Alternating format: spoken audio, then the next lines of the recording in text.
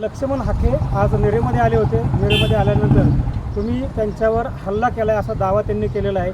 नक्की तुम्ही त्या ठिकाणी कशासाठी गेला होता, काय कारण होतं आणि नक्की त्या ठिकाणी काय घडलं? हे बघा, लक्ष्मण हाके तिथं हॉटेलमध्ये होते, आम्ही सुद्धा हॉटेलमध्ये होतो. आम्ही त्यांना काही बोललो नव्हतो. ते जाताना फक्त आम्ही त्यांना म्हणलं की तुम्ही 3 ते 4 वेळा नेरेमध्ये आलाय, तुम्ही नेरेमध्ये येऊन काय करताय, तुम्ही मराठा समाजाला दरवेळेस टार्गेट का करताय, एवढा साधा प्रश्न आम्ही हाके साहेबांना विचारला. तर हाके साहेबांनी डायरेक्ट रस्त्यावर बसायचा कार्यक्रम केला, तिथं स्टंटबाजी करायचं काम केलं. अतिशय स्टंट बहादर हा माणूस आहे.